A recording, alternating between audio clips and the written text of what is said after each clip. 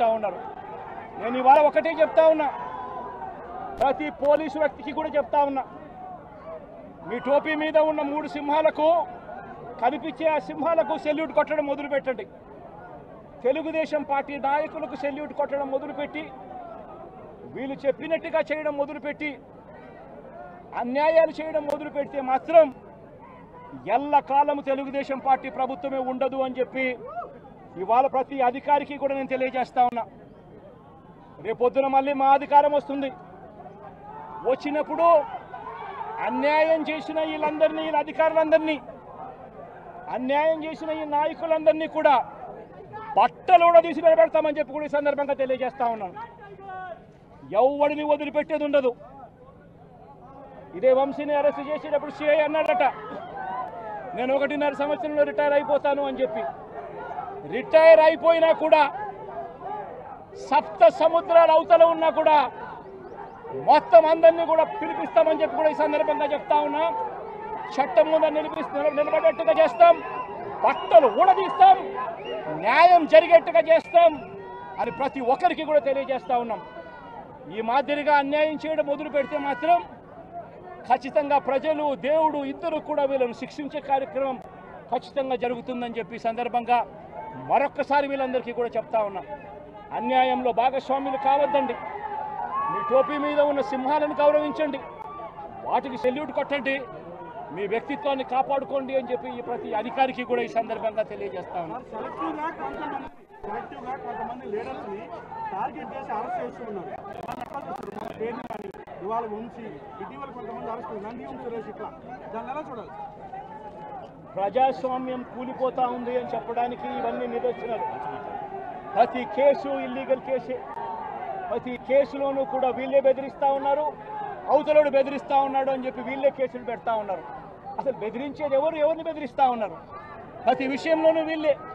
పారిశ్రామికవేత్తలను వదలడం లేదు, రాజకీయ నాయకులను వదిలిపెట్టడం లేదు. ప్రతి ఒక్కరిని కూడా వీళ్ళే బెదిరిస్తూ ఉన్నారు, అవతలోడు బెదిరించినాడు అని చెప్పి మళ్ళీ ఎదురు కేసులు పెడతా ఉన్నారు. ఇవన్నీ ఊరికే పోవు, ఇవన్నీ కూడా మళ్ళీ వీళ్ళకి చుట్టుకుంటాయి. చుట్టుకున్నప్పుడు వీళ్ళ పరిస్థితి అతి దారుణంగా తయారవుతుంది అని మాత్రం ఖచ్చితంగా చెప్తా ఉన్నారు.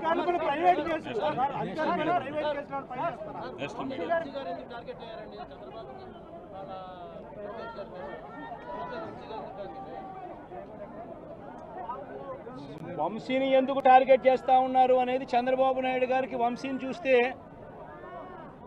తన సామాజిక వర్గం నుంచి ఒక వ్యక్తి ఎదుగుతున్నాడు, చంద్రబాబు నాయుడు గారి కన్నా గ్లామరస్గా ఉన్నాడు, లోకేష్ గారి కన్నా గ్లామరస్గా ఉన్నాడు, ఒక మనిషి ఎదుగుతున్నాడు అని అంటే తట్టుకోలేడు తన సామాజిక వర్గంలోనే. అందుకని కొడాలని చూసినా ఆ మనిషికి జీర్ణించుకోలేని ఆక్రోశము, వంశీని చూసినా కూడా జీర్ణించుకోలేని ఆక్రోశము. ఎందుకంటే చంద్రబాబు నాయుడు గారి కన్నా చక్కగా ఉంటారు కాబట్టి వీళ్ళిద్దరు. అవినాష్ కూడా పాపం ఎప్పుడో ఒకసారి టార్గెట్ అవుతాడు, ఎందుకంటే లోకేష్ కన్నా చక్కగా ఉన్నాడు కాబట్టి. ఇది చంద్రబాబు నాయుడు గారి మనస్తత్వం. ఆయన కొడుకు ఆ సామాజిక వర్గంలో వాళ్ళు మాత్రమే లీడర్లు. వాళ్ళకి ఎవరైనా పొరపాటున వాళ్ళకు అనుకూలంగా లేకపోతే సామాజిక వర్గం నుంచి వాళ్ళని వెలేయడము. ఇది చంద్రబాబు నాయుడు గారు, రామోజీరావు, ఆంధ్రజ్యోతి రాధాకృష్ణ, TV5 వీళ్ళు ముగ్గురు. నిజంగా ఇది ఒక మాఫియా రాజ్యం.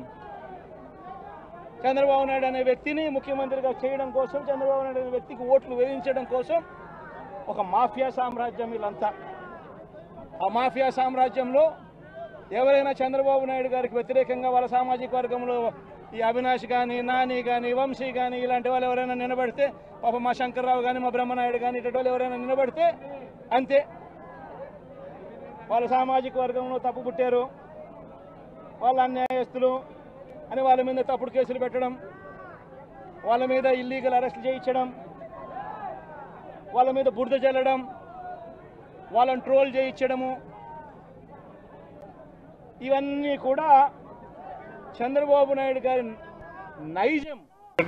ఒక క్లారిటీ ఏంటంటే దీంట్లో ఇప్పుడు నిజంగా ఎవరైనా సరే చట్టానికి వ్యతిరేకంగా ఎవరు పనిచేసినా, నేను చేసినా ఇంకోటి చేసినా, చట్టం ఎవరు కూడా చుట్టం కాదు, ఎవరిని వదిలిపెట్టదు.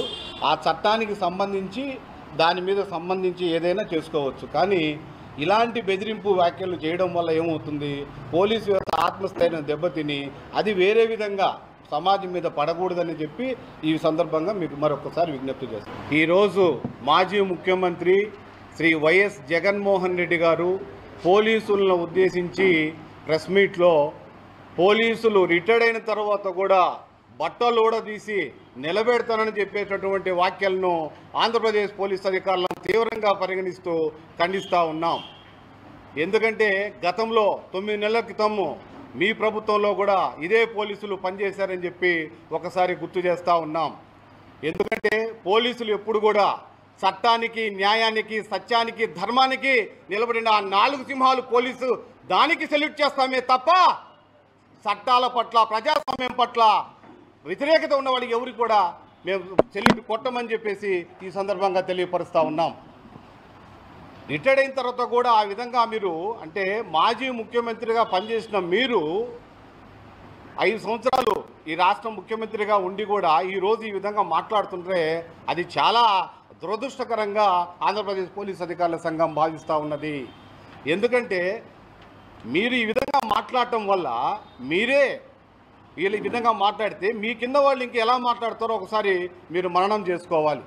అదేవిధంగా మీరు ఈ వ్యాఖ్యల పట్ల లాండ్ ఆర్డరు ఫెయిల్ అయిపోయిందని ఆ వ్యాఖ్యలన్నీ ప్రజల్లో తీసుకొస్తే మీరు ప్రజాస్వామ్యానికి దీనికి ఏం సంకేతం ఇస్తున్నారో మాకు అర్థం కావట్లేదు. చాలా బాధగా ఉంది.